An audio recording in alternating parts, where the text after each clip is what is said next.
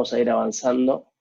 Un poco la idea de hoy y la idea de este webinar es que podamos tener una breve conversación sobre un documento que probablemente algunos hayan podido descargar, si no otros recibirán el vínculo para la descarga, de un documento al que le hemos puesto el nombre de Quo Vadis, ¿no?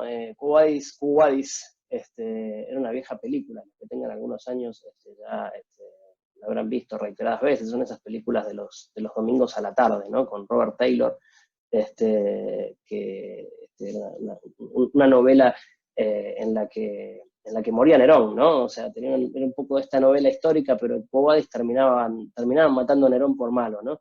Un poco, no solamente la idea de hablar de Quo Vadis es tratar de formularnos esta pregunta que todos nos hacemos, ¿de dónde vamos?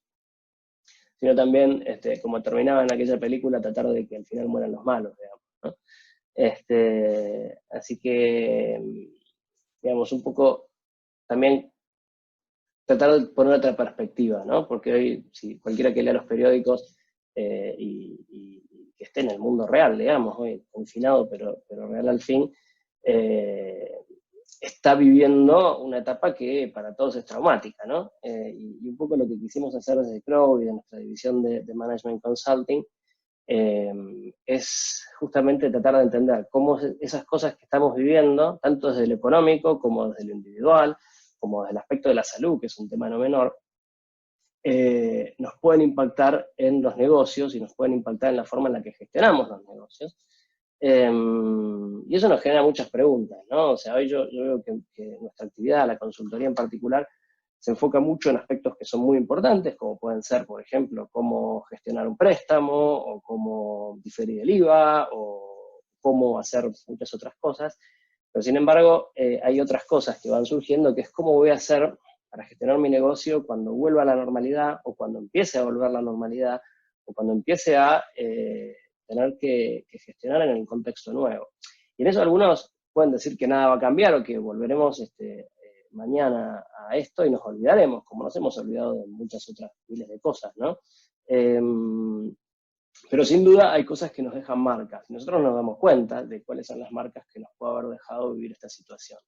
Por eso lo más interesante en esto es observar un poco también el comportamiento de los niños, que son los que tienen el inconsciente al aire libre, ¿no?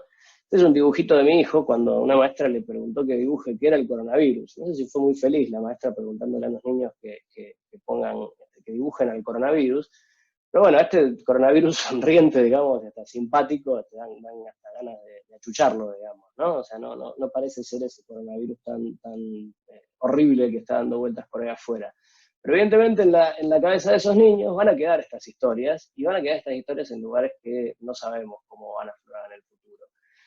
Para nosotros también, para los adultos también. Evidentemente las marcas para los adultos las podemos digerir, las podemos masticar de otra forma, pero en el inconsciente colectivo va a quedar algo que pasó alguna vez y que evidentemente tiene sus impactos. Tiene sus impactos en la manera en la que consumimos, tiene sus impactos en la manera en la que nos relacionamos, tiene sus impactos en la manera en la que hacemos los negocios, porque nosotros no hacemos los negocios de una manera distinta a la que vivimos. Nosotros hacemos los negocios de una manera muy parecida a la que vivimos. Entonces, yo ayer veía 4 señoras paseando su perro, hablando a una distancia de 4 metros una de otra y teniendo una animada conversación a 4 metros una de otra. Por supuesto que eso con el tiempo se va a ir acercando, pero evidentemente algo en nuestras cabezas nos va a seguir marcando esas distancias. ¿Cuál es la idea de hoy? Bueno, primero tratar de que no cunda el pánico, ¿no? Porque parece que, yo escucho hoy veía un barómetro de una compañía líder en el empleo diciendo que la normalidad va a volver recién en el 2022. Yo no sé si eso es verdad, no sé qué pasará en el 2022, y tampoco sé muy bien qué es la normalidad, porque evidentemente volverá otra normalidad y deberemos habituarnos a esa normalidad. La normalidad estadística es como la caída del PIB. La caída del PIB puede ser un 10%, lo que no quiere decir de que todos vamos a caer un 10%. La caída del PIB del 10% es un promedio de lo que pasa en la economía. Por lo tanto, entrar en pánico es un buen consejo para aquellos que quieren quedar en el lado bajo del promedio. Para los que quieran quedar en el lado alto del promedio, evidentemente el primer consejo es mantener la calma y abandonar esa situación de pánico. Y un poco la idea de nuestro paper y la idea de nuestra presentación de hoy tiene que ver con eso. ¿Cómo hacer? ¿Qué cosas tendría que preguntarme yo para no entrar en pánico? Esto yo recuerdo un consultor que tenía hace muchos años que tenía una característica muy, muy interesante, ¿no? Él había sido en sus tiempos jóvenes militar, pero también era psicólogo, una combinación interesante, digamos, sobre todo por cómo había definido su carácter. Y él siempre usaba el ejemplo del soldado cubierta. Y aquel que haya hecho la mili tendrá una idea de qué hablo, ¿no? El soldado cubierta es el soldado que está en el medio del combate y está cubierta, ¿sí? O sea, está en un lugar aparentemente seguro. ¿Qué pasa? En algún momento tiene que salir de ahí, porque bueno, van a venir otros soldados y le van a quitar esa seguridad. Por lo tanto, lo primero que tiene que saber el que está cubierta, como todos nosotros hoy, que estamos ahí confinados a cubierta, ¿sí? Es que en algún momento tenemos que salir, porque no nos vamos a quedar acá toda la vida. Entonces, cuando un soldado cubierta quiere salir, debe tomar 3 decisiones. ¿Dónde va? ¿Para dónde va y cómo va? ¿Sí? ¿Dónde va? Es saber dónde es la próxima cubierta. ¿Sí? ¿Por dónde va? Es tratar de encontrar un camino. Y cómo va es si va agachado, si va corriendo, si va caminando, si va arrastrándose. ¿Sí? Son decisiones que sí o sí tiene que tomar, y son decisiones que tiene que tomar en una situación de mucha incertidumbre, en una sensación en la que no sabe de dónde vienen los tiros, pero sabe que vienen tiros. ¿No? Entonces lo que hemos parafraseado un poquito aquí es esta idea donde, antes que nada, nos agregamos una pregunta, que es ¿dónde estoy? ¿Sí? Tratar de ver cuál es ese estado de situación, donde vamos a ver algunos aspectos técnicos, tratar de ver ese a dónde voy, es decir, tratar de ver qué pasos, ¿sí? Tengo que hacer, qué pasos tengo que seguir para poder definir ese camino y definir cómo voy, ¿no? O sea, definir si voy agachado, si voy parado, si voy sentado, si voy arrastrado. Es decir, cuáles son las formas en las que yo tengo que configurar las herramientas de mi organización para saber cómo puedo llegar a ese destino, a esa próxima cubierta, ese próximo lugar de seguridad y poder definir esos caminos a seguir. Voy a recomendar una lectura para los que quieran tomar nota. Esto creo que está citado en nuestro paper, si no igual lo podemos después compartir a quienes nos escriban un email. Es un libro para comprarse en estas semanas. No tiene la respuesta a todo, porque en realidad este es un libro de planificación a un poquito más largo plazo, no para un plazo inmediato, pero que es interesante, digamos, desde la perspectiva de que no todas las herramientas de planificación estratégica que tenemos a mano son útiles en cualquier contexto. Es decir, cuando nosotros estamos en un contexto de incertidumbre, en un contexto de desconcierto, probablemente hay herramientas que estamos acostumbrados a usar, que nos enseñaron en la escuela de negocios, que no necesariamente son las mejores herramientas para un contexto de incertidumbre. Nosotros recurrimos en el management muchas veces a la probabilidad, pero evidentemente han pasado cosas ahí fuera que pueden afectar esas probabilidades. Entonces, lo que era probable en cierta medida ayer, antes de ayer, no necesariamente sea probable mañana. Por eso recomiendo un poco esta lectura y es un poco la idea de cómo plantear permanentemente estos escenarios, de plantear y replantear los escenarios y estar acostumbrados a vivir en un escenario de replanteo. Para empezar, digamos, ¿no? Para aquellos que estén en funciones estratégicas, vamos a agarrar el plan estratégico y lo vamos a tirar. ¿Eh? Porque no sepa nada ya un plan estratégico de 50 hojas. Tenemos que tener un plan estratégico de una hoja, que mañana puede ser distinto, que pasado puede ser distinto. Pero lo que sí es importante es que primero que nada sepa dónde estoy. Y acá no hay magia. O sea, esto que ven aquí, que lo van a ver también en nuestro paper, suena interesante. Algunos dirán qué mentiroso, ¿no? O sea, ¿cómo alguien puede atreverse a hacer esto? Y el consejo es justamente atreverse, ¿no? Atreverse a tener un horizonte y atreverse a tener una idea de cómo se van a desenvolver las cosas. Nosotros titulábamos en nuestro paper citábamos una frase de Mandela, que dice que Mandela, que sabía de confinamiento y que había estado confinado, realmente confinado, no como nosotros, ¿no? Que estamos confinados con internet, Mandela decía que tus decisiones sigan tus esperanzas y no tus miedos, ¿no? Porque evidentemente si uno va tomando las decisiones a través de los miedos, se va a encontrar con esos miedos, ¿no? Y ese temor finalmente lo va a confirmar. Yo no sé si este método o este modelo es exacto, estoy seguro que no lo es, pero evidentemente nosotros hoy en esta fecha, donde empezamos a ver, sobre todo en España, donde empezamos a ver ciertos avances sobre las curvas, donde empezamos a tener miedo más sobre el rebote que sobre otras cosas, empezamos a tener la posibilidad de decir, bueno, a ver, vamos a ver qué pasaría si. Y ese qué pasaría si es un primer paso como para poder reflejar en nuestro esquema de decisiones alguna esperanza de que esto no va a ser siempre así. Por lo tanto, si nosotros pensamos en que en un periodo de entre 8 y 12 semanas del máximo, que fue el 30, que aparentemente fue el 30 de marzo, y unas 14 semanas, ¿sí? Como tienen como estamos viendo ya en algunos ejemplos en China,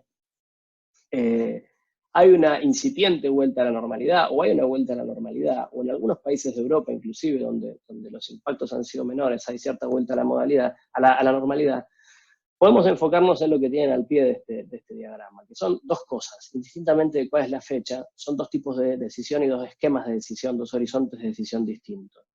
El primer horizonte de decisión es el de decisiones clave, ¿sí? O sea, todo el mundo, cuando estalló esta crisis, salió a hacer un ERTE, ¿sí?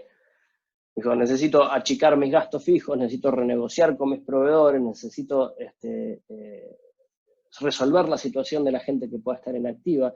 Y son decisiones claves, son decisiones de mitigación de los efectos inmediatos de una crisis. Pero lo que nos estamos encontrando ahora, y lo estamos viendo en muchas organizaciones, es que estamos demorando las decisiones de adaptación. Es decir, hemos tomado las decisiones iniciales y nos hemos quedado en una situación de, o sea, hemos pasado de un estado asambleario diario en el que discutimos todo el tiempo, a un estado en el que no discutimos nada y en el que no estamos pasando al siguiente nivel de decisiones.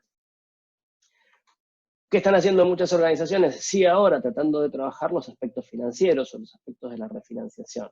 Pero deberíamos activar a toda la organización para poder reestructurar no solamente lo financiero, sino también las operaciones y comenzar de nuevo. Comenzar tratar de ver cómo va a ser todo esto cuando vuelva a arrancar. Entonces acá nosotros vemos 6 cosas clave, ¿sí?, que debieran tener las organizaciones, los CEOs, sobre todo, o sea, los directores generales, los consejeros delegados, los y las consejeros delegados, en función de poder identificar cuáles son las cosas clave, que no tienen que ser las que más me apretan o las que más me apremian. Por supuesto que a muchos lo que más les apremia es la caja, y lo que decimos en nuestro paper es que sí, es cierto, la caja es la que manda, pero además de gestionar la tesorería, hay 5 cosas más que tenemos que empezar a analizar, porque si no se nos va a hacer tarde.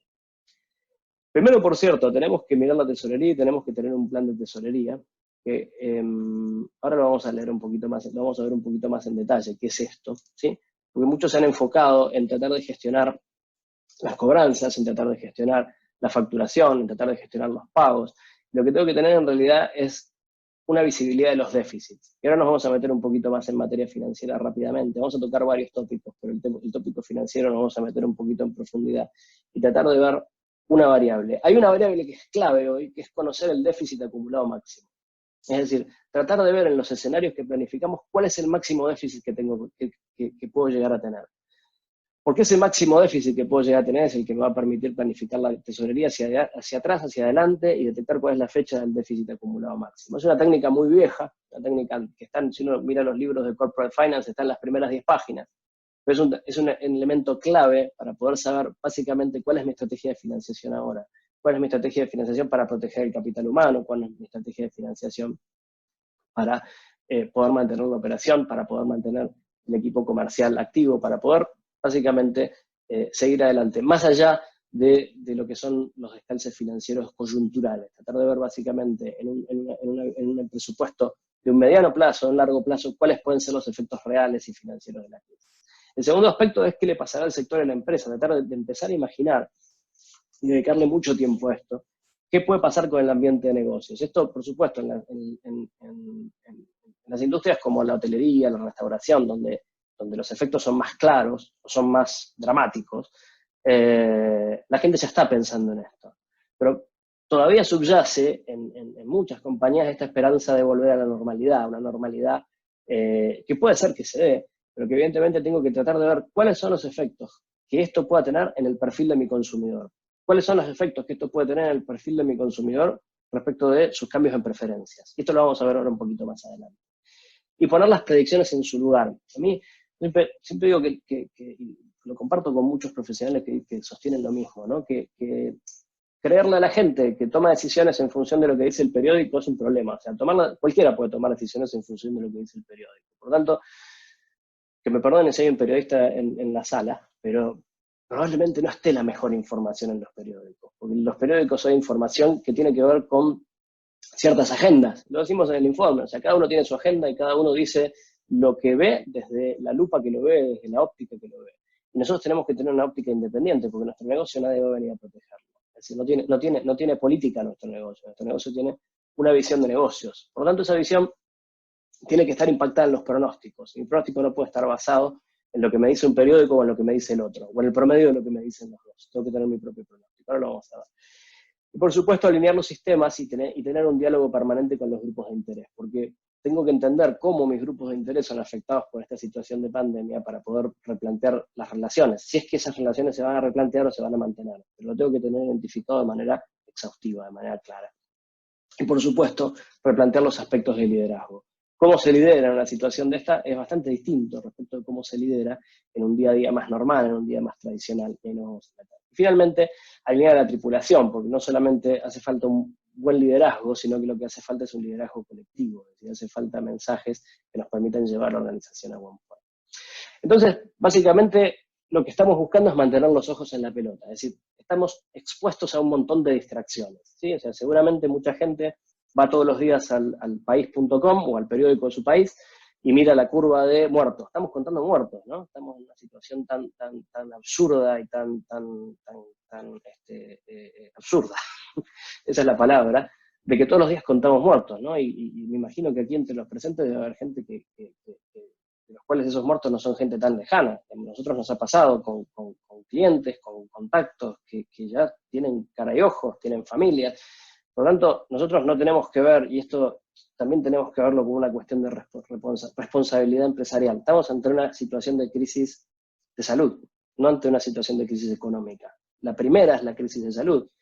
Por lo tanto, no nos puede poner la agenda económica en un riesgo, en riesgo en las personas, ¿sí? Por lo tanto, no nos pueden poner las noticias o las presiones a gestionar las cuestiones a través de las emociones, porque en las organizaciones justamente lo que queremos es tratar de seguir gestionando como organizaciones, tratar de respetar lo que está pasando a nivel de salud y tratar, por supuesto, de salir de esta crisis lo mejor posible. Entonces hay 4 elementos que las noticias o el ruido de fondo no nos puede quitar. Un ojo en las operaciones, supongamos que tenemos 4 ojos, un ojo en las operaciones, otro ojo en el marketing y en las ventas, otro ojo en las finanzas y otro ojo en las personas. Son los 4 elementos que tienen, los 4 platitos que tienen que estar girando, ¿sí? En las operaciones tenemos que ver 2 cosas. Primero, la vuelta a la normalidad. Esto que decíamos antes. ¿Cómo será la vuelta a la normalidad? Empezar a imaginarla y tratar de ver en ese cronograma, tener escenarios de vuelta a la normalidad, para que los equipos puedan empezar a planificar la vuelta a la normalidad. Cosas que yo no tenía en mis operaciones. Pero hoy un director de operaciones tiene que entender básicamente el tema del distanciamiento, el tema de los elementos de protección, me tengo que informar y me tengo que formar. Pero además tengo que entender cómo trabaja el output de mi empresa. Si yo estoy en una fábrica, tengo que ver cuál es la relación entre la demanda, la oferta, la capacidad del inventario de nuevo. Totalmente de nuevo. Porque evidentemente yo he bajado los niveles de inventario probablemente, o los he acumulado, es decir, algo alterado, mi situación de flujo de productos, o mi situación de flujo de capitales. Por lo tanto, yo hoy tengo una relación de demanda, oferta, capacidad de inventario que es distinta y la tengo que evaluar. ¿Por qué? Porque tiene un impacto financiero, porque tiene un impacto en mi capacidad de atención de la demanda después cuando vuelva al mercado. Entonces voy a tener que empezar a mirar cómo se comportaría esa demanda, tratar de hacer hipótesis sobre el comportamiento de esa demanda y cómo mi gestión de capacidad de inventarios va a funcionar. ¿Por qué? Porque además, desde el lado de las finanzas, puede ser que haya tenido un impacto en mi fondo de maniobra. Es decir, muchos vimos de que en los primeros días de crisis la caja por ahí no sonaba mal porque la gente seguía pagando. Lo que hicimos fue, en los primeros días de crisis, todas las empresas, y esto es muy natural, cuando hay un frenazo nos comemos el fondo de maniobra, es decir, empieza a pasar el dinero que estaba acumulado en la cadena de suministro, en la cadena de valor, y uno ve que en la caja la cosa todavía no se nota, pero evidentemente se empieza a notar cuando el proceso, cuando el fondo de maniobra de todo el sistema productivo se empieza a agotar. Por lo tanto, tenemos que ver cómo vamos a reinstalar ese fondo de maniobra, y esto también tiene que ser parte del análisis financiero que tengo que hacer, del análisis presupuestario que tengo que hacer, y cómo eso se relaciona con la eficiencia a nivel de demanda, oferta, capacidad de inventario. Entonces, por ahí tengo que hablar con mis equipos de operaciones para que se acostumbren a trabajar a menores niveles de inventario. Entonces, señores, venga para acá, vamos a ver cómo hacemos para trabajar mañana con un nivel de satisfacción de demanda a partir de la capacidad que teníamos o de una capacidad menor, porque por ahí el distanciamiento nos hace bajar la capacidad. ¿Cómo vamos a trabajar a nivel de inventarios? ¿Cómo vamos a trabajar en esa tirantez entre el nivel de inventarios y la disponibilidad de flujo de fondo de maniobra? Tengo que poner a colaborar a los equipos de operaciones, de logística, con los equipos financieros para ver cómo es esa vuelta a la normal. Si no, nos vamos a encontrar con que queremos enchufar la máquina de nuevo, pero evidentemente no tenemos la capacidad de fondo de maniobra necesaria. A nivel de ventas lo mismo, evidentemente. Si yo necesito planificar la demanda y este ciclo productivo, voy a tener que trabajar con la revisión de cómo está operando mi marketing mix, es decir, cómo estoy distribuyendo, cuáles son los canales que están activos. Muchos hoy han encontrado que los canales electrónicos se activaron un poco más. Habrá que ver a la vuelta si esos canales electrónicos siguen funcionando como estaban funcionando, si la gente se acostumbra al uso de esos canales electrónicos. Y evidentemente el uso de esos canales electrónicos tiene otro comportamiento de demanda. Es decir, hay una revisión en el marketing mix, en mi modelo de precio, producto, punto de venta y promoción, donde tendré que revisar cómo es el post-COVID o cómo me impacta el post-COVID. Y evidentemente aspectos de reputación de marca que veremos ahora más adelante, porque pueden verse afectados. Al menos en el corto plazo pueden verse afectados. Después, a nivel de finanzas, hablábamos de reestructuración y cash flow, pero el cash flow también vinculado al fondo de maniobra, es decir, cómo este salto nos afecta al fondo de maniobra, cómo va a ser la relación con mis proveedores a partir de esta situación, porque evidentemente mis proveedores pueden estar requiriendo otros tipos de plazos de pago, pueden estar tan necesitados como yo de financiación, por lo tanto me van a condicionar plazos de pago, cómo mi reputación o lo que se haya contado de mí durante este proceso también me puede afectar los plazos de pago que yo tengo negociados con mis proveedores o la relación con mis proveedores. Por lo tanto, tampoco está mal. Hoy tuve una conversación interesante con un cliente que estaba empezando a renegociar los plazos de pago con sus proveedores para no caer en una situación de default. Me parece interesante empezar a hablar de eso, no solo ahora, sino evidentemente dentro de un mes, dentro de 2 meses o dentro de 3 meses. Y evidentemente, por supuesto, una cosa que es importantísima, que es que no se nos escape ninguna ventaja fiscal,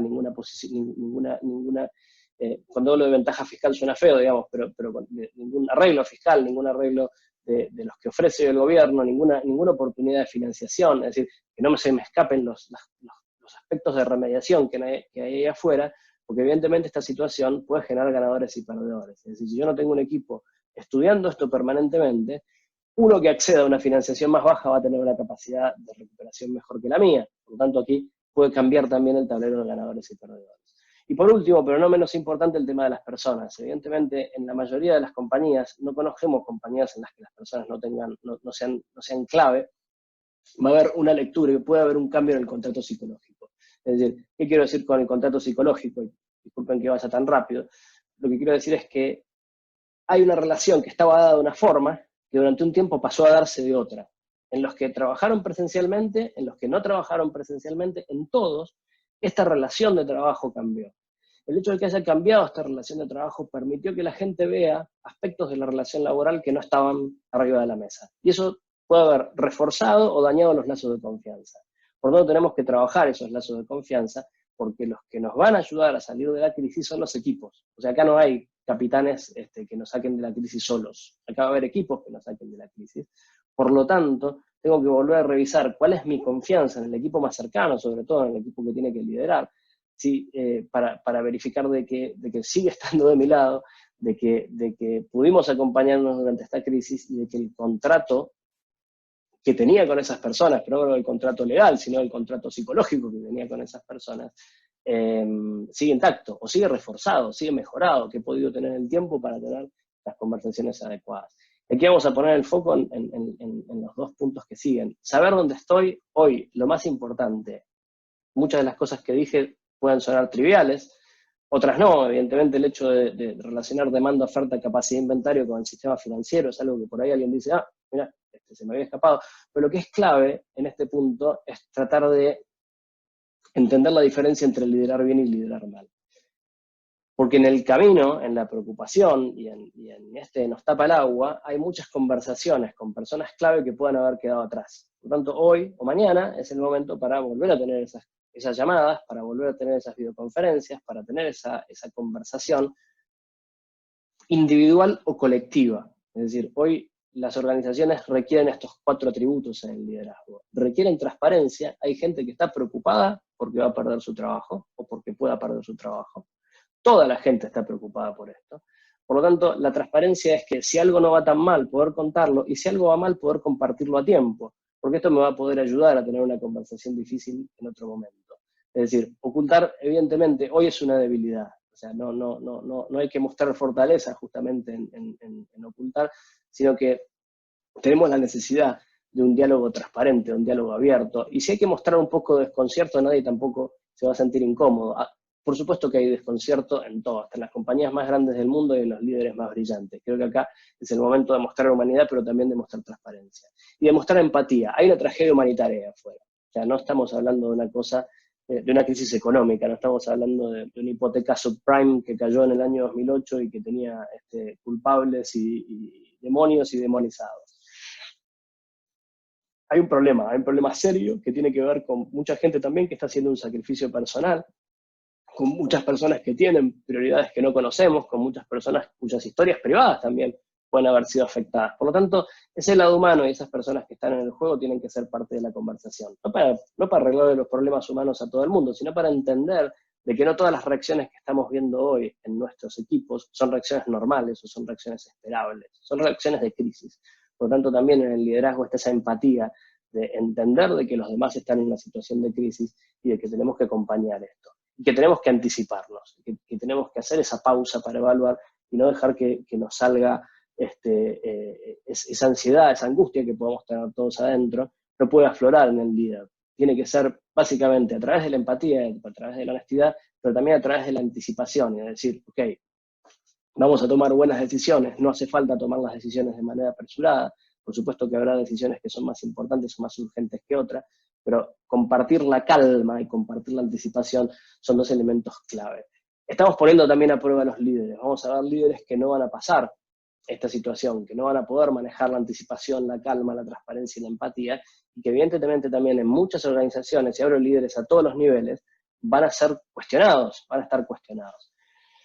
Y no hay líderes aquí que puedan llevar esta situación solos. Por lo tanto, aquí también hay un elemento interesante para tomar nota de cómo gestionar el equipo que gestione esta situación. No solo ahora, no mañana, no la situación de crisis, sino la situación de continuada, la situación de salida, ¿sí? Y en esto lo más interesante es tener un equipo de gestiones y un equipo que trabaje, que empiece a trabajarse en este plan de salida, en estos 4 puntos que hablábamos antes, pero que además coordine con un equipo técnico que pueda entender el aspecto médico, que hay un aspecto médico que no se puede soslayar, no vamos a volver todos a tener una situación de normalidad inmediata, hay responsabilidad a través de esos aspectos médicos, por lo tanto necesitamos tener claridad en esas respuestas, hay demasiada información, por lo tanto tenemos que tener gente que tenga capacidad de resolver, y una investigación permanente, que hay información nueva que llega todos los días y que evidentemente nos va moviendo un poco, nos va moviendo la portería, y necesitamos un equipo que tenga la capacidad de interpretar esta información, asesorarnos en esto, asesorarnos a nivel del soporte tecnológico, es decir, asegurar la continuidad del negocio. Es decir, hoy todos se llevaron un ordenador a casa, los que trabajan, los que teletrabajan, pero no sabemos cuáles son las situaciones de mantenimiento, si se van a empezar a morir un disco rígido, si alguien va a empezar a necesitar una conexión mejor, si todas estas cuestiones, digamos, la cadena de suministro, si esta cadena de suministro tiene una disrupción, si sufre una disrupción, si es más difícil, por ejemplo, encontrar personal en alguna disciplina. Es decir, hoy, por ejemplo, está faltando gente para levantar cosechas de fruta, ¿sí? Entonces, evidentemente, esas disrupciones son extrañas, no tienen que ver con una disrupción en la cadena de suministro, sino con el suministro de personal. Bueno, evidentemente ese equipo de soporte tiene que estar monitoreando lo que es el soporte a la organización, lo que es la resiliencia de la organización desde una perspectiva de la continuidad. Y por supuesto una comunicación clara. Yo he visto organizaciones que han salido a contar cosas, organizaciones que se han callado, que no han dicho nada, que no tienen nada interesante para decir, y organizaciones que han ido probando mensajes. Se necesita definir responsabilidad en la comunicación externa e interna, para que sea eficiente. Controlar esas comunicaciones en función de que tengan coherencia con todo el resto del sistema. La organización debe pensar como un solo cerebro, y por eso el dibujito, ¿no? Es decir, no puede ser que tengamos una función de comunicación solamente efectos de contención.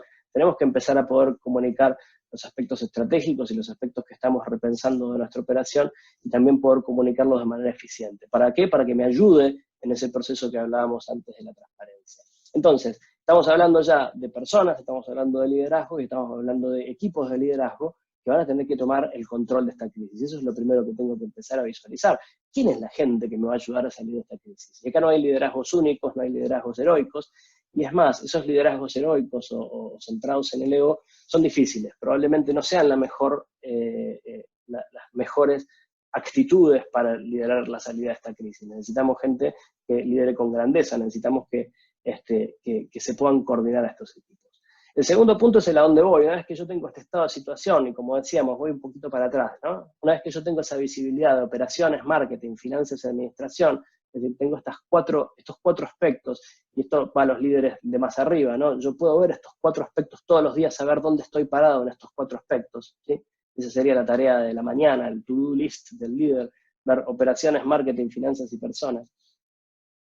Puedo empezar a ver a dónde voy, puedo empezar a ver, a partir de las decisiones que tome de contingencia, las que ya contuve la situación, empezar a ver a dónde voy. Y de nuevo, los periódicos me van a dar información sobre lo general con una agenda específica. Los informes económicos, también hechos por profesionales, los más probos, también me van a dar visiones generales. Yo tengo que empezar a ver cuál es mi agenda. Y en mi agenda lo que tengo que entender son algunas cosas básicas. Primero, de que hay nuevos comportamientos. Primero, de que no sé si es que el mundo cambió, pero seguro que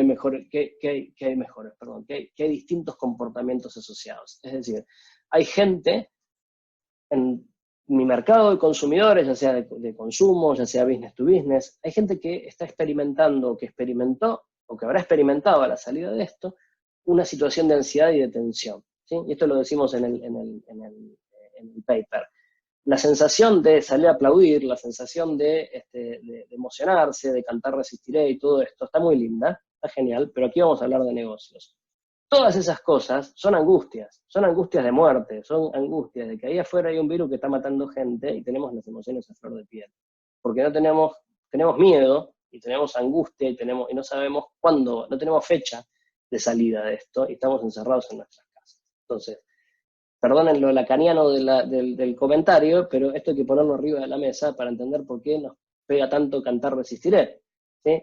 Y lo que está muy bien, pero para gestionar tenemos que entender de que todo ese colectivo, que son nuestros clientes, nuestros proveedores, nuestros empleados, han vivido una situación de ansiedad que nos va a llevar a situaciones de tensión, que nos va a llevar a que han cambiado hábitos de conducta, han cambiado preferencias de marca, han cambiado cosas que por ahí no cambian a futuro, que por ahí, si volvemos a la normalidad, podamos dejarlas en el pasado, pero evidentemente hay muchas lecciones aprendidas de ello. Una de ellas es el teletrabajo, otra es la compra a domicilio, otra el distanciamiento social, otra la forma en la que se producen los alimentos, la higiene, y otros códigos de confianza. Perdón, ahí higiene tiene un error de tipeo.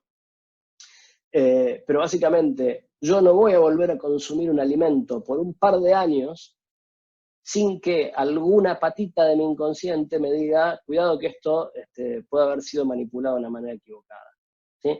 Eso va a afectar un montón de productos en la industria, ¿sí? Esto va a afectar la manera en la que viajamos, la manera en la que nos comunicamos, ¿sí? El hecho de que se nos haya impuesto la distancia, tiene efectos en la manera en la que nosotros percibimos el valor de un producto, el valor de una propuesta de valor o el valor de una relación. Por lo tanto, todas esas relaciones son pasibles de ser cambiadas. Alguien me dirá, no, miren, esto el lunes se termina, encontramos la vacuna y volvemos toda a la normalidad. Probablemente no. Probablemente ya llevamos un mes en esto, yo no soy el psicólogo que les va a contar esta historia, por eso voy a hablar de angustia hasta acá, no voy a seguir hablando de angustia, pero evidentemente hay cosas que sí tienen que ver en la manera en la que yo me relaciono con una marca, con una empresa, con una organización, con mi empleador, con las personas que me rodean y evidentemente también de esta manera con el mercado. Y hay cosas que he aprendido en la forma de trabajo, es decir, hay nuevas formas de trabajar remotamente, por lo tanto aquel que se adaptó tendrá una ventaja competitiva, tendrán menos necesidad de desplazamientos, tendrán un coste menor, digamos, en los desplazamientos. Hay nuevas reglas para los trabajadores presenciales respecto de su relación continua con un jefe o su relación discontinua. Y hay nuevas reglas horarias, hay un montón de reglas nuevas que evidentemente me condicionan la manera en la que tengo que liderar. ¿Y de qué manera tengo que liderar? Como no sé cuáles son esos efectos, tengo que cambiar de un liderazgo basado en el ego, basado en lo que yo sé, a un liderazgo basado en el eco, ¿sí? En el ecosistema. ¿Sí? Y este es un paper muy interesante que citamos de la Universidad de Oxford, donde dice que los líderes, antes del coronavirus, decían que los líderes debían cambiar de ese liderazgo basado en el ego al liderazgo basado en el ecosistema. ¿Sí? Este liderazgo basado en el ecosistema básicamente es poner a los líderes en una situación de aprendizaje. Es decir, que hoy con el coronavirus nos fuerza esa situación de aprendizaje. Si yo asumo de que estas cosas pueden haber cambiado las conductas de los consumidores, de los empleados, de los proveedores, de mi cadena de valor, y no sé cuáles son los efectos reales, y no tengo la capacidad, porque nadie tiene la capacidad de inferirlo o de detectar cuáles pueden haber sido esos cambios, evidentemente lo que tengo que empezar es a trabajar un liderazgo experiencial, un liderazgo a través de conversaciones y un liderazgo que es adaptativo, y que es adaptativo en equipo de trabajo. Esto a más de uno acostumbrado a otro tipo de liderazgos le sonará una cosa ridícula, le sonará una cosa revolucionaria. Sí, es una cosa revolucionaria, no sé si ridícula, pero sí revolucionaria. El jefe que se la sabe todas, o el líder que se la sabe todas, ya está cuestionado, porque en esta no se la sabe todas, no sabemos cuáles son las consecuencias que puede haber tenido esto. Por lo tanto, necesitamos gente que pueda liderar a través de un proceso de aprendizaje. ¿Qué es esto? Implica muchas más conversaciones, ¿sí? Implica que los líderes deben bajar, ¿sí? Bajar en su organización a hablar con personas con las que antes no hablaban, clientes, divisiones de la organización más alejadas, y personas más alejadas en la estructura de mando, para poder entender qué es lo que está pasando. A través de ese conocimiento, a través de, nosotros decimos que el liderazgo está en el lenguaje, está en la conversación, una organización es de lo que se habla. Por lo tanto, si cambió de lo que se habla, tiene que haber líderes que estén escuchando qué es lo que pasa. Y como segundo punto, porque esto no lo pueden hacer líderes que solamente confían en sí mismos, tratar de cultivar esa inteligencia colectiva. Invitar a los que estaban en su cadena de sucesión tratando de emular esas conductas de líderes, a cambiar un poco esas conductas de líderes. Es decir, a los líderes más jóvenes que habían internalizado esas conductas de el líder sabe para dónde va y el líder te muestra el camino, a cultivar un ecosistema de diálogo con los grupos de interés. ¿Por qué? Porque todos tienen que estar aprendiendo. Cuanto más personas aprendan en la organización, más capaz voy a ser de poder detectar los mecanismos de adaptación. Y ahora vamos a ver cómo eso puede impactar en la caja. ¿Y por qué? Porque si esas personas aprenden, van a poder pasar al punto 3, que es empujar el contexto. ¿Sí? Y esto es un poco esto de Mandela, es decir, bueno, uno puede tomar decisiones en función de las esperanzas o de los miedos y finalmente va a terminar creándose una propia realidad. Por supuesto que uno no puede enfocar todos los contextos. Yo estoy en la hotelería, no voy a poder abrir mañana el hotel y que el hotel tenga un 90% de ocupación. O sea, sería ridículo pensarlo. Pero evidentemente, de todos los hoteles que hay, habrá alguno que le vaya mejor y alguno que le vaya mucho peor. O habrá alguno que le vaya mal y alguno que le vaya muy mal. ¿Sí?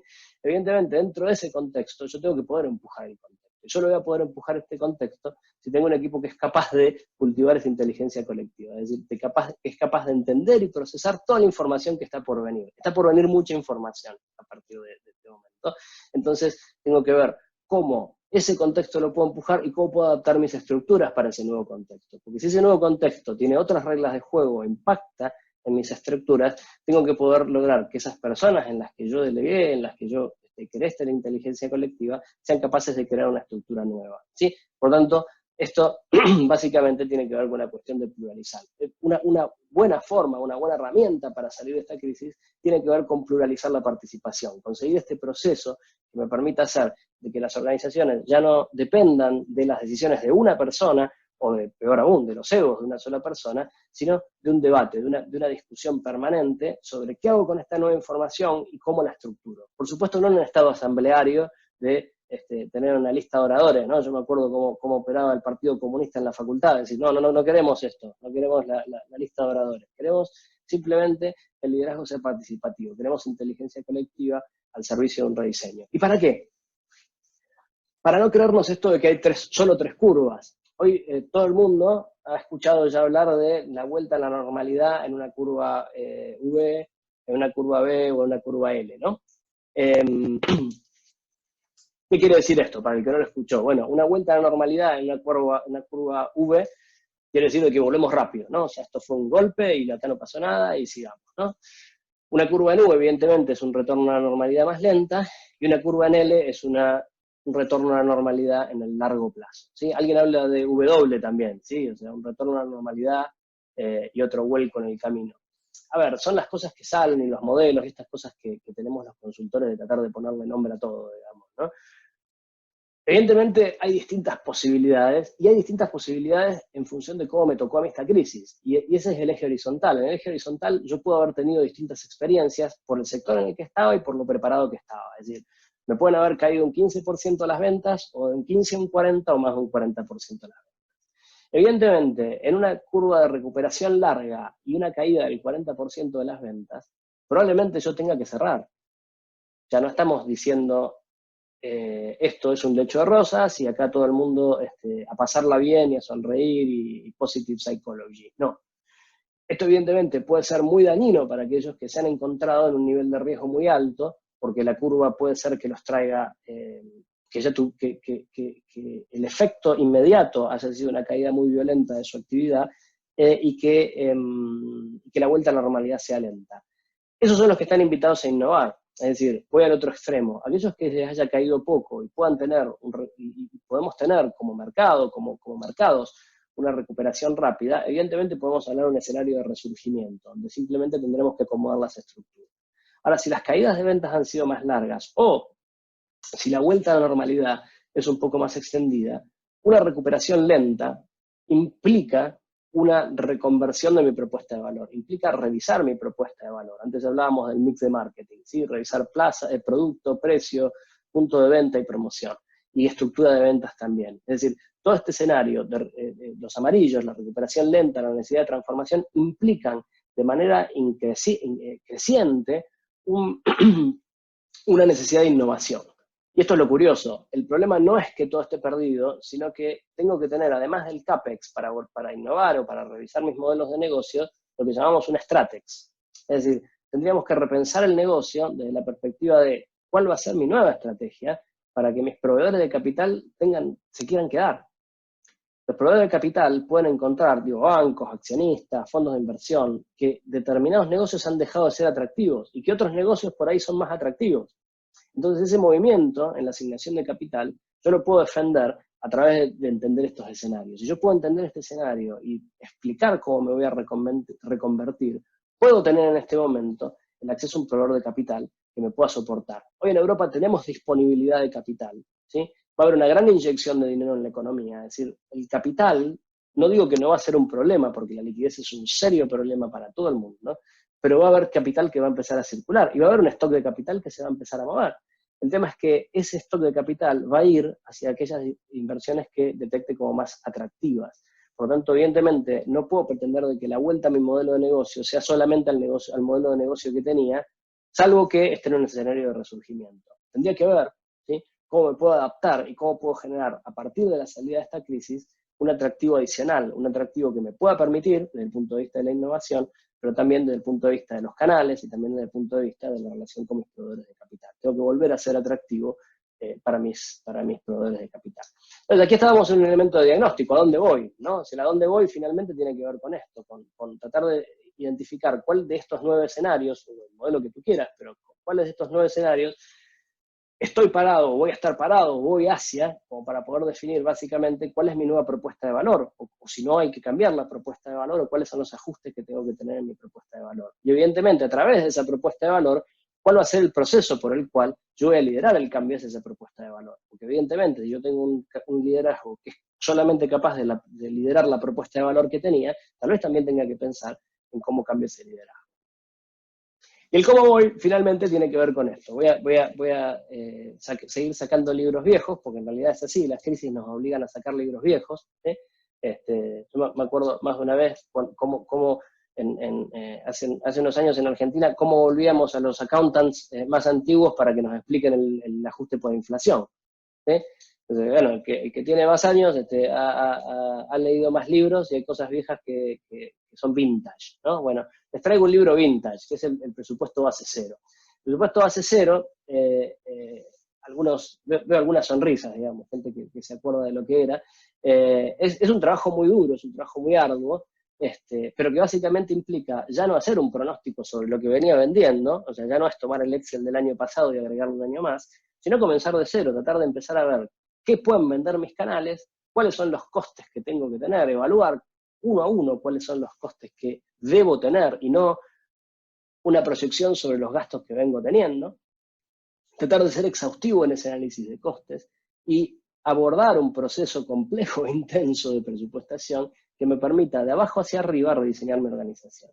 Es el momento para hacer un presupuesto base cero. ¿Por qué? Porque muchas organizaciones han tenido reestructuraciones, están en camino de reestructurarse, están en camino de refinanciarse, por lo tanto van a tener una carga financiera más grande en el futuro, es decir, financiarse no es gratis, y esto lo sabemos todos, por lo tanto el impacto, si yo me quedo mirando el EBITDA, puedo ver una foto que no es real, porque evidentemente puedo tener un impacto, un coste financiero mucho más alto, puedo tener una estructura que para el accionista o para el proveedor de capital deja de ser tan atractiva.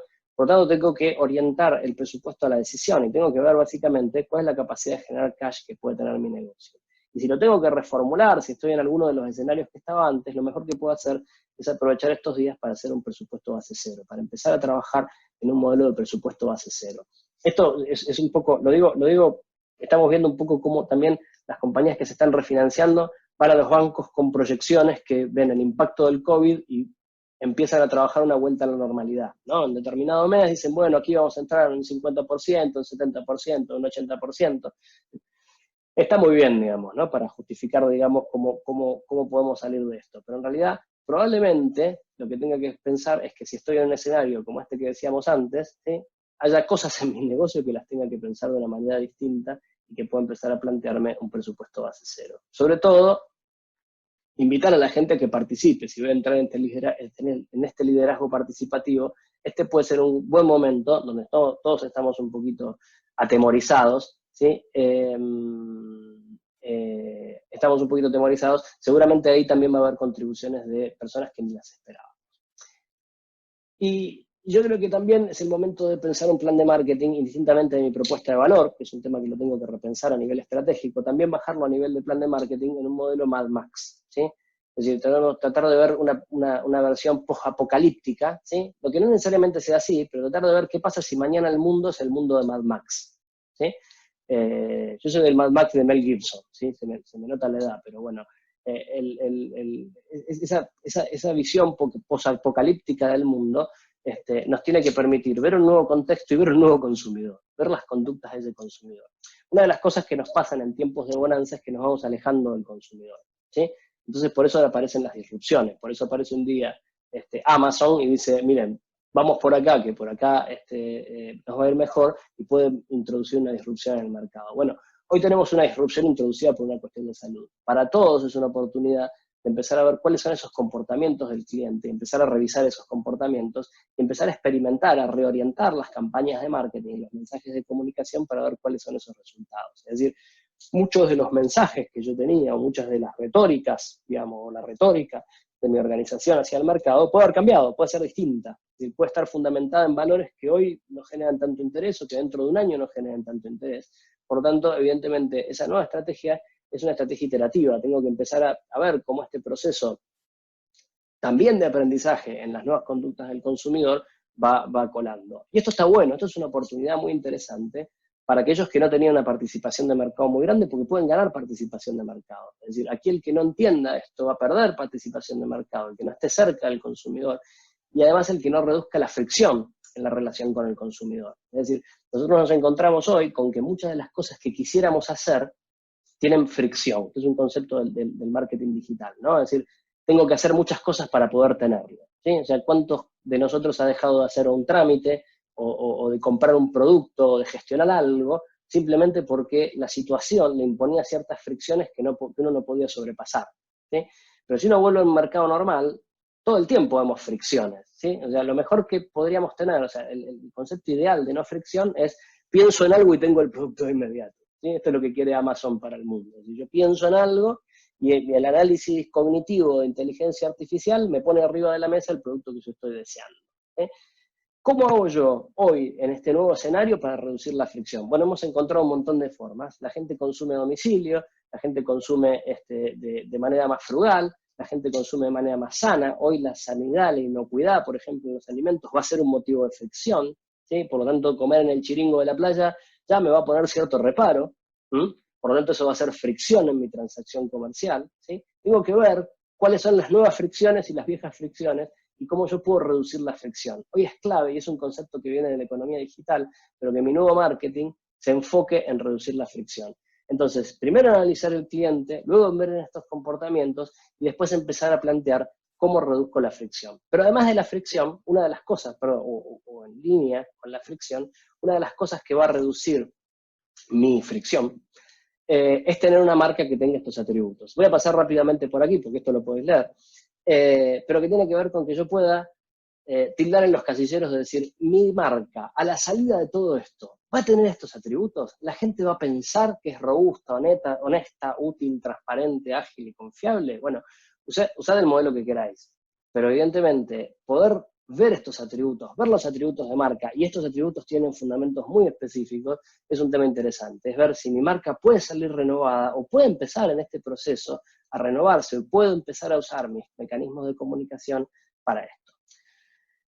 Rápidamente, en el cómo voy hay un elemento que es clave, que es cómo voy a alinear mis equipos. En esto simplemente una mención, los amigos de Crow de Argentina también sé que están ahí presentes y usan mucho esta herramienta, es el hecho de poder entender a la gente, lograr que la gente se autoconozca, conozca cuáles son sus capacidades, conozca cuáles son sus perfiles, poder trabajar a través de esos perfiles en la formación de equipos integrales y poder llegar a este proceso que decíamos antes de reconversión estratégica mediante equipos que trabajan atrás de un propósito de manera coordinada, de manera colaborativa y que permanentemente van reimaginando la organización y la van reestructurando. Yo solo puedo lograr esto si tengo un equipo que está bien calibrado, un equipo que piensa como un cerebro integral, que piensa de una manera diversa y que integra distintos conocimientos, que integra distintas perspectivas de conocimiento. Esto es clave para una salida de crisis. El que tenga este equipo tiene muchas más condiciones o muchas más posibilidades de salir exitoso de esta crisis. Por eso, lo más interesante en esto, y los invito a mirar el sitio web de Value Drivers, donde hay mucho más material sobre esto, pensar en cómo voy a estructurar mis equipos, cómo voy a configurar mis equipos para que realmente puedan dar las respuestas que estoy buscando. Ya no tiene que ver con la competencia técnica, ya no tiene que ver con la excelencia técnica, sino que tiene que ver con la adaptabilidad y la capacidad de resolver los problemas. Por último, ya cerrando, me voy a extender 2 minutos porque empezamos 5 minutos tarde. Los líderes, yo hablaba del liderazgo del ego y el liderazgo del ecosistema. Hay un balance. También hay líderes necesitamos líderes que se quieran comer el mundo. Necesitamos líderes que como Franklin se levanten a la mañana y digan, no creo que Franklin se preguntara esto, o sea, no creo que Franklin era mucho más generoso, pero bueno, a ver, alguien que se pregunte a la mañana, ¿qué tengo que hacer para aparecer en el billete de $100? ¿Sí? No pongo el de 100 libras porque para aparecer en el de 100 libras no hay que hacer nada, ¿no? Pero el de $100 tiene este tío que yo una vez vi esta foto no es mía, pero saqué la misma foto, y esto es interesante, está en la tumba de Franklin, mejor dicho, en el cementerio donde yacen los restos de Franklin, y en la puerta está el currículum, ¿sí? Está en bronce el currículum de Franklin. Pero a mí me gusta revisarlo porque, digamos, básicamente uno mira todo lo que hizo Franklin en su vida y se da cuenta de que el mundo le da el éxito a los que hacen algo. ¿Sí? Es decir, no a los que hablan, sino a los que hacen algo. Y Franklin, que hizo mucho, ¿sí? Y si el que quiera leer el currículum lo va a encontrar interesante, lo que necesitamos son básicamente gente que haga algo, ¿sí? Necesitamos equipos que hagan algo, es decir, paso a paso, pero hagamos algo. Hoy estamos ante una situación excepcional que nos genera mucho temor y mucha angustia, y en la que no sabemos qué hacer. Y esto, la base de la teoría del comportamiento dice que el que no sabe qué hacer tiende a no hacer nada. El que no sabe qué hacer tiende a no hacer nada. Esto es un problema. Tenemos que ir a sacudir el árbol, tenemos que convocar a este debate, tenemos que exponer la situación y su urgencia, y tenemos que revisar los valores, las creencias que tenemos como equipo de conducción. No es que no se pueda hacer nada, no es que todos tengamos que saltar del barco, sino que paso a paso hagamos algo. Eliminar esos puntos ciegos, plantear los escenarios, todos los escenarios son planteables, hasta los más tremendos, y poder tener pasos de acción para todos los escenarios nos va a ayudar a bajar la ansiedad y nos va a ayudar a generar confianza en la organización. Y luego de eso tomar el control. No va a ir mejor si no tomamos decisiones. Al contrario, nos va a ir peor. Por lo tanto, revisar la propuesta de valor no es ningún pecado, lo que no quiere decir que tengamos que tirar todo y empezar todo de nuevo. Por ahí la propuesta de valor nos da sólida, por ahí tenemos una propuesta de valor que está muy buena. Pero si yo no lo puedo reflexionar en este momento, dentro de 30 días es más tarde, dentro de 60 días es muy tarde, y dentro de 90 días es demasiado tarde. Por lo tanto, hoy, poder tener a mi equipo alrededor y empezar a mirar estas 4 variables y las variables del futuro, nos van a ayudar a hacer algo. Es importante que hagamos algo. Muchos deben estar en la sensación de, estoy trabajando mucho, pero no hago nada. No siento que algo esté cambiando, no siento que esté preparado para la situación que está viviendo. Y luego tendremos que ejecutar, por supuesto, pero una vez que yo pueda generar esos equipos, necesito gente que me apoye en este proceso. No lo voy a poder hacer con los liderazgos que ya tenía. Esta foto es de mi Rosario natal, es un parque en mi Rosario natal. Yo la saqué en algún viaje que tuve de vuelta, y siempre me gustó, porque yo este parque jugaba de niño, y ya había un mensaje interesante, ¿no? Y básicamente la foto uno la saca y no es tan evidente, pero si se los cuento, se van a reír. Esta foto dice que los cisnes negros son más habituales de lo que uno piensa.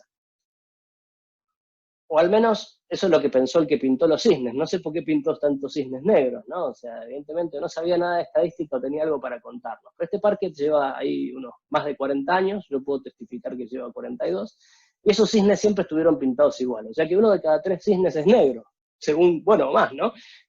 Según esta foto. Y esto lo dice Nassim Taleb. Nassim Taleb, que escribió El Cisne Negro, entre otros libros fabulosos, decía algo muy interesante, y es que las colas de probabilidades están subdimensionadas. Es decir, le damos muy poca importancia a las cosas que pasan en los lugares remotos de las probabilidades. Pero en realidad hay sistemas que tienen colas pesadas. Es decir, los ingleses lo dicen de una manera mucho más clara, que es sometimes the shit hit the fan. ¿Sí? A veces la mierda golpea en el ventilador. Cuando va tirando, a veces pega en el ventilador y pasa lo que pasa. Es una frase muy común en los negocios en UK. Y tiene que ver con esto, tiene que ver con que sabíamos que podía venir una pandemia, muchos mapas de riesgo hablaban de una pandemia, pero nunca habíamos visto una pandemia. Una pandemia como esta no habíamos visto ninguna. Evidentemente tenemos que prepararnos para vivir en un mundo que tiene muchos cisnes negros, que hay más cisnes negros de lo que uno piensa. Por lo tanto, tenemos que empezar a desarrollar esta capacidad de colaboración dentro de las organizaciones para hacerlas más resilientes, esta planificación y replanificación cíclica, sin dejar de mirar la caja. Es decir, esto no es volverse mañana un poco más cool y no mirar lo que está pasando en la tesorería. Esto implica mirar la tesorería y gestionar con una perspectiva que sea más adaptada a este mundo en el que vivimos, en el que cada vez hay más cisnes negros, ¿sí? Y esto es un poco ya la despedida de esta reunión, en la que yo les agradezco que se hayan quedado hasta el final, o se hayan quedado un ratito más en los que se quedaron, pero tiene que ver con esto. Esta es una herramienta que no nos enseñan, al menos cuando uno estudia administración, no aparece muy frecuentemente. Y es la herramienta que nos sirve para imaginar el futuro. Es decir, ¿cómo imaginamos el futuro? Este es el dibujito que hicimos con un par, pensando en nuestro propio negocio, pero usted lo puede hacer para su negocio. Es decir, ¿qué es lo que va a pasar? ¿Qué va a haber más y qué va a haber menos? Y cómo ese más y ese menos va a tener ciertas cuestiones. Esto es lo que los filósofos llamaban un silogismo, ¿no? Si pasa esto, y si pasa el otro, y si pasa el otro. Si yo puedo dibujar este mapita en mi negocio, en lo que sea, porque esto va desde una fábrica de autopartes a un despacho de abogado, digamos, ¿no? O sea, yo puedo mirar este escenario y decir, bueno, a ver, ¿qué es lo que va a pasar en mi entorno? ¿Cuáles son las cosas que realmente van a afectar mi entorno? ¿Y cómo se correlacionan entre ellos? ¿Cuáles son los más y los menos? Si yo puedo visualizar esto, por supuesto, si lo puedo visualizar de manera colectiva y puedo acordar de manera colectiva sobre que estos son escenarios posibles, va a ser mucho más rico el modelo. Ese modelo nos va a permitir ver las cosas en otra dimensión, nos va a permitir ver los impactos en otra dimensión y nos va a permitir volver al Excel cuadriculado, ¿sí? Para poder plantear cuestiones que antes no podía ver en la cuadrícula del Excel. Es decir, si yo puedo hacer este ejercicio y ver los impactos y usar palabras que no usaba antes en la planificación estratégica, como por ejemplo ansiedad, ¿sí? Lo puedo poner en mi esquema y después puedo volver al Excel para ver cómo reacciona el cash flow. ¿Sí? ¿Cómo reacciona el cash flow en función de la ansiedad de mis clientes o de la ansiedad de mis empleados? Porque esto va a impactar ¿sí? Y si no impacta en su negocio, enhorabuena, pero al menos téngalo en cuenta, empiece a trabajar sobre estos elementos y veamos cuáles son las interacciones. A partir de esas interacciones yo me puedo plantear un nuevo presupuesto y por supuesto un montón de cosas, nuevos modelos de liderazgo, nuevos modelos de llegar al cliente, nuevas formas de reducir la fricción en la relación. Y la idea es reducir la fricción no solo en la relación con el cliente, sino en la relación con los proveedores, en las relaciones laborales, reducir la fricción que tiene mi organización y que es la que en el futuro nos puede imposibilitar la salida de la crisis. Necesitamos una organización que vaya mucho más rápido, que vaya mucho más aceitada, para usar seguir con la metáfora de la fricción. Por lo tanto, tengo que buscar los mecanismos, tengo que buscar los elementos que me aumentan la fricción para poder tratar de eliminarlos o mitigarlos. Y eso es un poco la idea. Yo les dejo un lugarcito para las preguntas, encantado de recibir preguntas por el chat o comentarios o lo que sea, digamos, el chat está abierto para los que quieran comentar. Por supuesto que mi mail está abierto, nosotros vendemos la hora, porque somos así, los consultores se nos da por vender las horas, pero dijimos hace un tiempo, bueno, si alguien quiere hablar media hora con nosotros, ¿por qué no? ¿No? O sea, poder charlar sobre esto, puntualizar algún tema, por ahí alguna de las preguntas que surgen no se quieren hacer de manera abierta. Encantados de hacerlo y por supuesto también de detectar quién en nuestra organización son los mejores interlocutores para tener esta conversación, porque por ahí hay un tema muy específico, ya lo podemos hablar con personas específicas, ¿no? La verdad es que hemos tenido la experiencia de hacerlo con mucha gente desde el inicio de este confinamiento y estamos teniendo diálogos que son muy enriquecedores, ¿no? De las perspectivas y de que empezamos a hablar de cosas que antes desde la consultoría no las hablábamos, ¿no? Decir, bueno, ¿cómo me influye esta ansiedad? O cómo me influye este riesgo crediticio, ¿no? O sea, desde los extremos, o a veces hablar de las dos cosas a la vez, pero evidentemente tenemos que empezar a tener otro tipo de diálogos, más diálogos, porque es la forma en la que vamos a poder ver las cosas con más claridad, en un panorama que, por supuesto, se presenta mucho más incierto y mucho más complejo. Bien, alguien nos ofrece un libro por ahí, muy bien, Santander, gracias por compartirlo. Y bien, estamos con un poco tiempo, hemos ido muy rápido, pero sí os recomiendo, le vamos a hacer llegar el vínculo a nuestro documento. Esto está mucho más detallado en un documento de unas 25 páginas que hemos preparado, que tiene básicamente esta lógica y que cuenta las cosas un poco más en detalle, pero por supuesto que queda el canal abierto. No sé si tenemos preguntas, a ver si me ayuda alguien del equipo con la moderación. Danos algún dato macro, dice alguien. Cuando hablan de caídas del PIB de 2 dígitos, no habrá consultoría que valga. Muy buena. Aquí Alberto dice, danos un dato macro. Un dato macro que está en el informe. El Fondo Monetario que acostumbra a errar sus pronósticos, espero que no haya nadie del Fondo Monetario, habla de una caída del PIB global de entre el 3 y el 8%. El Banco de España hace una proyección similar y habla de una caída para España en el que el escenario optimista es de un 13%, más o menos el promedio de los escenarios que plantea es de un 13% de caída del PIB. Hay un problema con el cálculo del PIB y los economistas en la sala no me dejarán mentir. El PIB tiene, no dice cómo le va a las empresas, porque el PIB está afectado por el gasto corriente. Por lo tanto, si yo a la economía le tiro unos cuantos billones de euros, bueno, empiezan a circular y se transforman en IVA, se transforman en un PIB que no necesariamente, o sea, yo puedo hacer esto de Keynes de cavar un pozo para taparlo con tierra, digamos, ¿no?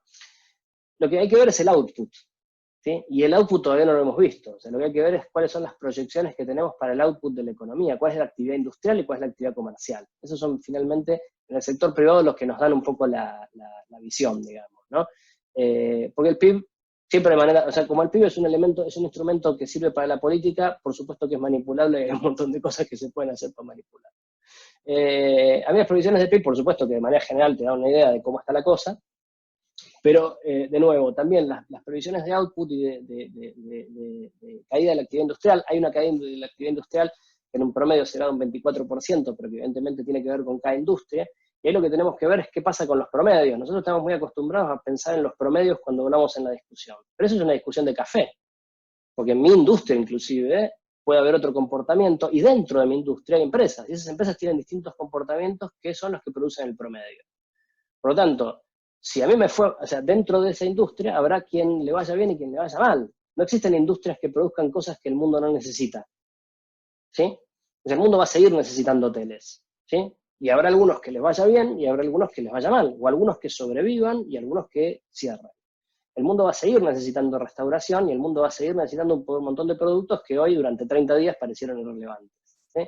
Pero evidentemente habrá ganadores y habrá perdedores. Lo que decimos nosotros es, en todo este proceso se van a reacomodar muchos ganadores y perdedores. Por lo tanto, alguno que pensaba que le tocaba perder, que no piense que es el fin del mundo, por ahí es el momento en el que puede inventarse algo y empezar a ganar. Por supuesto, datos macro en respuesta a la pregunta, sí los hay. Yo miraría la caída del output y evidentemente estamos en caídas del output del 20%. No lo usaría para proyectar. Y lo mismo la caída del banco, lo que pronostica el Banco de España, una recuperación hacia fines del 2021 con una caída del 13% en 2020. Sí, está bien, pero ¿de quién? Habrá alguno que se concursó, ese cayó más de un 13%, ese cayó un 100%. ¿Sí?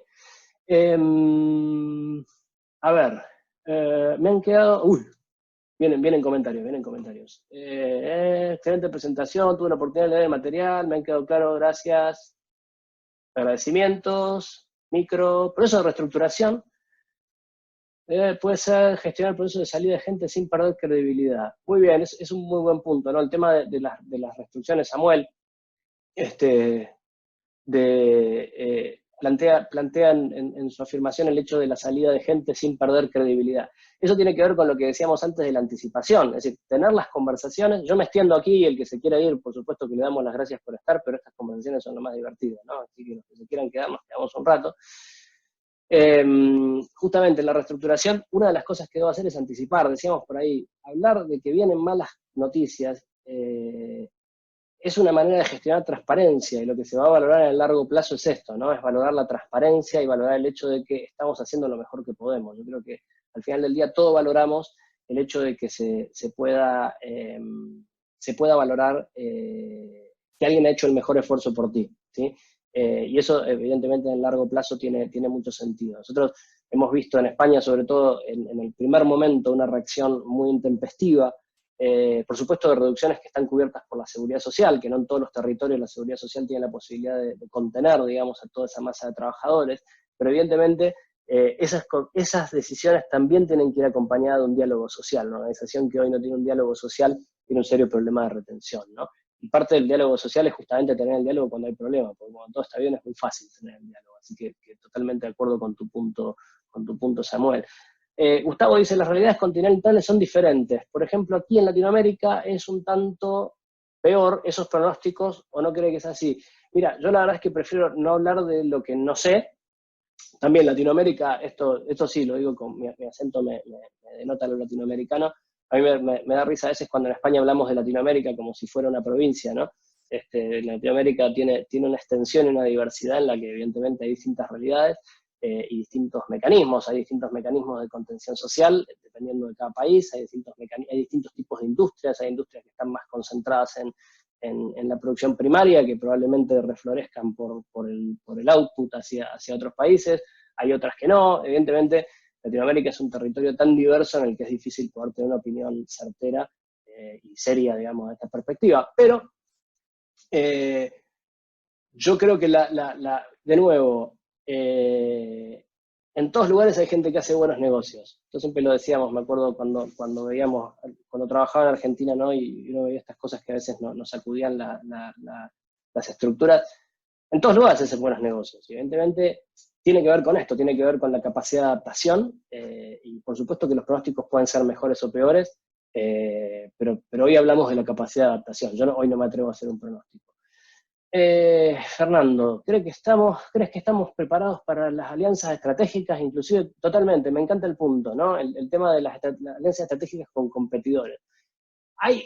Yo creo que no estamos todos del todo preparados. Una de las consultas habla de si estamos preparados para las alianzas estratégicas. Hoy se está hablando mucho justamente de redefinir un poco estos tableros de competencia, ¿no? Es decir, que mis competidores por ahí en esta situación son mis aliados.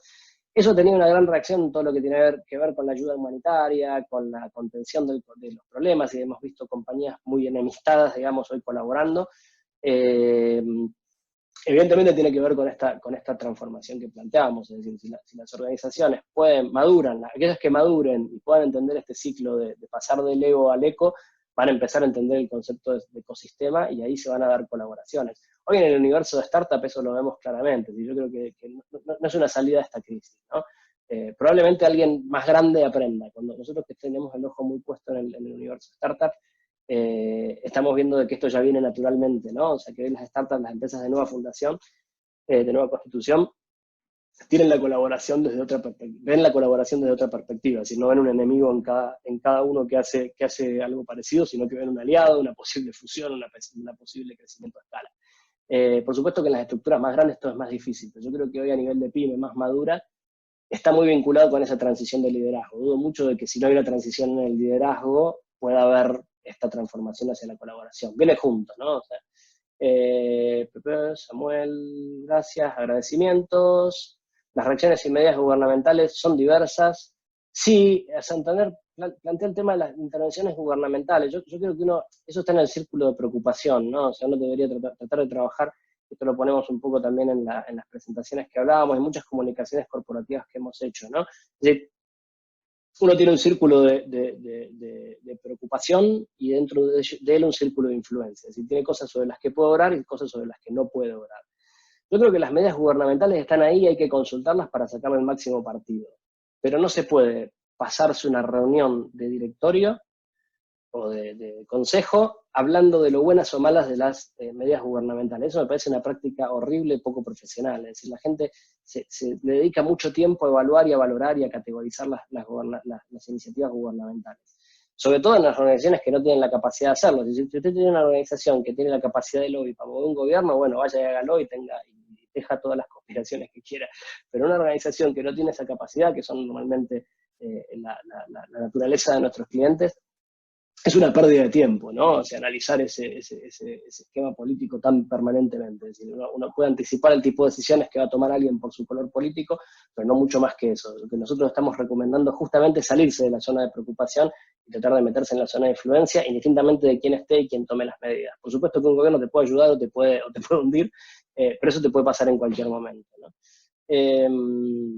De Apple y Google que unen esfuerzos para combatir el COVID. Sí, bueno, justamente ahí sale el ejemplo, ¿no? De Apple y Google tratando de unir esfuerzos para el tema de la movilidad y de empezar a generar una aplicación que nos permita trabajar el distanciamiento social. Evidentemente esas cosas también están en la cabeza. Apple y Google son justamente dos compañías que tienen una perspectiva distinta al resto de las compañías y en la que la colaboración por ahí les pueda salir más naturalmente. Las subvenciones del gobierno para muchas empresas serán su punto de partida. Sí, habla de Colombia, de que se han otorgado auxilios. Esto es lo que yo decía también y ya vamos terminando, ¿no? Lo que se decía un poquito del tema de ganadores y perdedores, ¿no? O sea, evidentemente también los gobiernos tienen, y siempre lo han tenido, la capacidad de declarar ganadores y perdedores en las medidas de ayuda que determinan. A veces no lo hacen voluntariamente, a veces por la decisión que se toma, se resultan determinadas industrias ganadoras y otras perdedoras como resultado de una política. Lo importante desde la gestión, que es donde miramos nosotros la organización, es mirar esa capacidad de adaptación, tratar de entender para dónde va el viento y tratar de alinear las velas para ir para donde uno quiere y no para donde lo lleva a la deriva, digamos, ¿no? Entonces, evidentemente, por supuesto que los gobiernos tienen un rol importantísimo, habrá gobiernos que saldrán a rescatar, habrá gobiernos que saldrán a rescatar los sectores equivocados. Nosotros tenemos solamente la capacidad de orientar las velas, ¿no? O sea, como organización, insisto, que no tiene un gran poder de lobby, lo único que nos queda es orientar las velas para poder definir cuál es la derrota o el camino que nos lleva a donde queremos, indistintamente de dónde venga el viento, ¿no? Y ahí está nuestra capacidad de management. Un poco esa era la idea de hoy, un poco esa es la idea de nuestra perspectiva, y de tratar de salir un poco también de la zona de la queja, el conflicto, la angustia, para decir, bueno, a ver, al final lo que tengo son las decisiones que puedo tomar y como decimos siempre desde Crow, ¿no? De tomar decisiones que nos generen valor duradero. Ese es un poco el enfoque. Gracias a todos. Tenemos deberes, dicen por ahí. Sí, la verdad es que sí, todos tenemos deberes. Así que bueno, no nos queda otra que también disfrutar del viaje. Gracias a todos por quedarse inclusive esta tarde, y espero que lo hayan disfrutado y que tengan una muy buena salida y les deseamos una recuperación en V a todos y seguramente, y también, de nuevo, ¿no? La prioridad del tema de salud, o sea, mantenerse sanos, cuidar de la salud, cuidar de la salud de los vuestros, de sus equipos de trabajo, y entender de que esto es una crisis humanitaria antes de que una crisis de negocio, y que en los negocios no nos queda más que tomar decisiones. Muchas gracias, y buenos días, buenas tardes para todos.